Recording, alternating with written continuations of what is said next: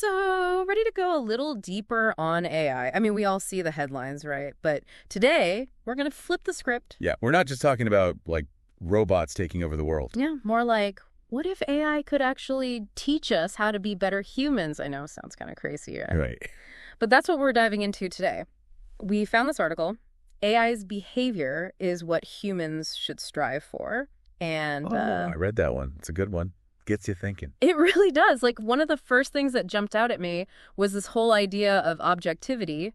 AI, they don't have emotions, right? Well, they don't. So they're not clouded by all those biases and, baggage that we humans carry around. Exactly. And the article had this really interesting example about using AI in hiring.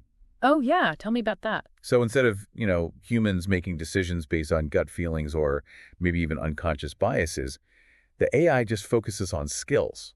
So like a totally level playing field. In theory, yeah. It's all about qualifications and experience, which could lead to a much fairer system. I mean, that makes sense. It makes you kind of wonder, though, how often are we letting our own biases get in the way? In everyday life. All the time, probably. Right. Like, are you Yeah. missing out on opportunities or misjudging people because we're not looking at things objectively? I know I've been guilty of that. Me too, probably. Yeah. But that's kind of the point the article is making, right? Like, what if we could train ourselves to be a little bit more like that AI? Yeah. To step back and really examine our own biases. Okay, but how do we actually do that? I mean, we're only human. True. It's not like we can just flip a switch and become robots. You're right. It's not about becoming emotionless. It's about awareness, recognizing when those biases might be creeping in. So like a mental checklist. Am I being objective? Am I letting my emotions cloud my judgment? Exactly. It's about pausing, taking a breath, and trying to gather all the information before making a decision. Interesting. Almost like having an inner AI, like a little voice that's saying, hold on, let's look at the data here. I like that, yeah. Your inner AI. Okay, so that's objectivity. What else did this article get you thinking about? Well, there's this whole section on continuous learning, how AI is constantly striving to improve itself, never satisfied with good enough. Oh, yeah, I remember that. They used that example of AlphaGo. The AI that beat the world champion Go player. Yeah, and then just kept playing millions more games against itself, learning from every move. It's pretty remarkable and kind of intimidating, right? Like, here we are, humans, getting comfortable with what we know, avoiding challenges. Oh, I'm so guilty of that. If it's outside my comfort zone, I'll procrastinate like a pro. But AI, it just keeps pushing forward, always learning, always evolving. It really makes you think, what if we approached life with that same mindset? What if we saw failures not as setbacks, but as opportunities to learn and grow? Okay, that's a powerful shift in perspective. I like that. So instead of beating ourselves up for not being perfect, we reframe it as, okay, this is data, this is feedback, how can I use this to get better? Exactly. And that actually ties into another really fascinating point the article made. Emotional detachment, especially when it comes to decision-making. Now, this doesn't mean we should become cold and unfeeling. Hold on. Before you go any further, I have to ask. This whole emotional detachment thing, doesn't that sound kind of unhuman? I mean, how can we possibly learn from something that doesn't even have emotions in the first place? Okay, good question. I get it. Hmm. And, the article actually addresses this head on. They bring up the example of AI in medicine. Like IBM's Watson, right? I've heard of that. Yeah, exactly. So Watson can analyze tons of medical data to help doctors with diagnoses and treatment plans. Okay, so where does the emotional detachment come in? Well, think about it. A human doctor, no matter how skilled they are, can still be influenced by things like fatigue, stress, even emotional biases, right? Yeah, that makes sense. But AI, it operates purely on data and algorithms. It doesn't have those same limitations. So you're saying it could actually be more consistent?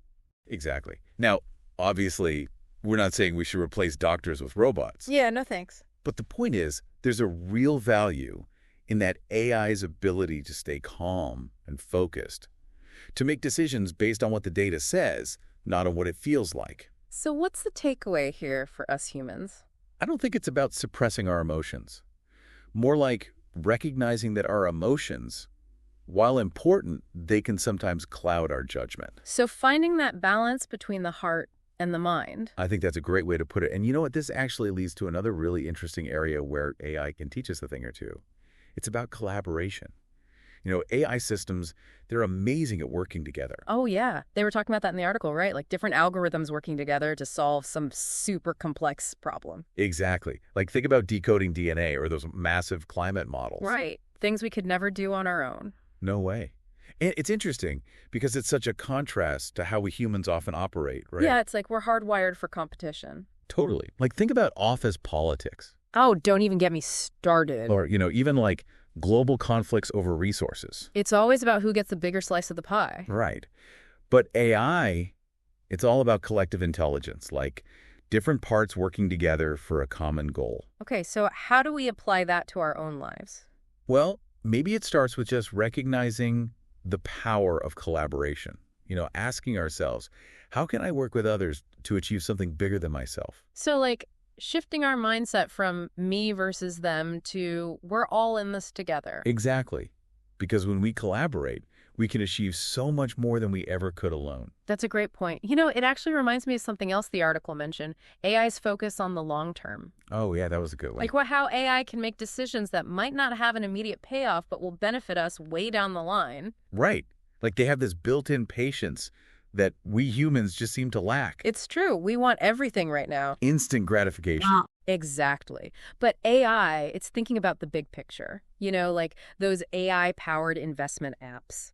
Yeah, they're designed to maximize your returns over the long haul, even if it means maybe not seeing huge gains right away. Okay, so how do we learn to think more like that, to be more patient, to, play the long game? Well, I think it starts with setting clear goals, having a vision for where we want to be in the future. So, like, actually taking the time to think about what we want to achieve, not just drifting through life. Exactly.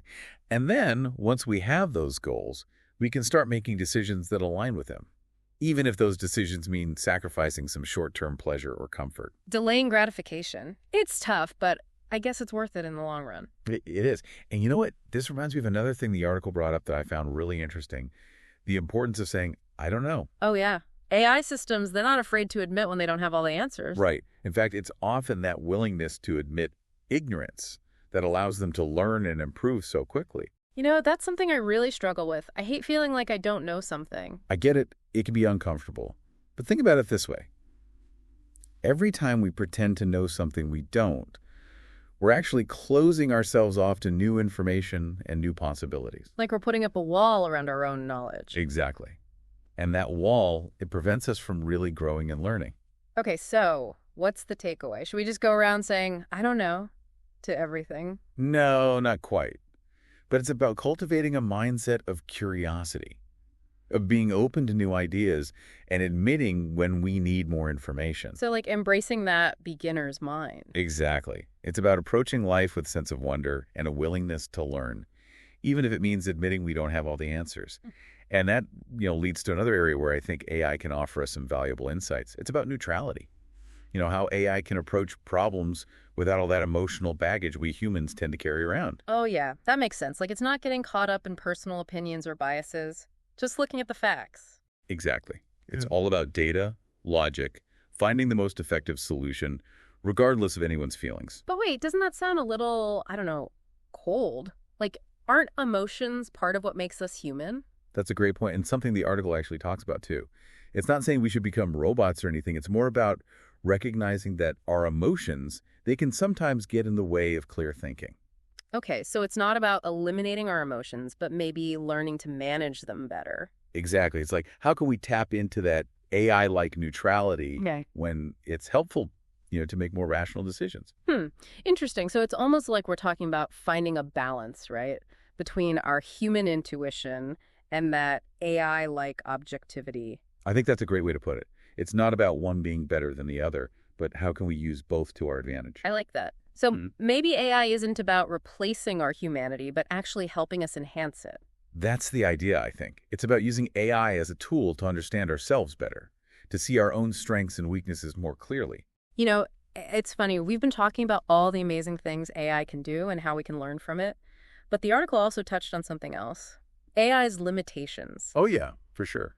It's not perfect. Like, it can be susceptible to biases, right? Depending on the data it's trained on, absolutely. Mm-hmm. And, it can struggle with things that require real empathy or nuanced understanding of human emotions. Right, like that movie Her, where the AI is super intelligent, but ultimately can't really grasp with the complexities of human relationships. Exactly. So I think the key takeaway here is that AI, it's a powerful tool, Mm.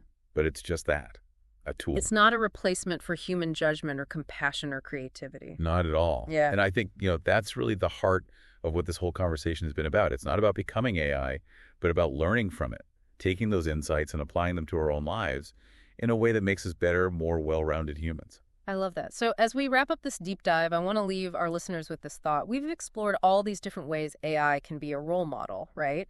From objectivity and continuous learning to collaboration and long-term thinking. But ultimately, it's up to each of us to decide how we want to integrate these principles into our own lives. What resonated with you the most? Right.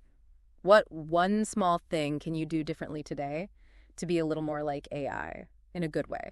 Maybe it's taking a moment to pause before reacting to a stressful situation or setting aside some time for learning. Whatever it is, start small.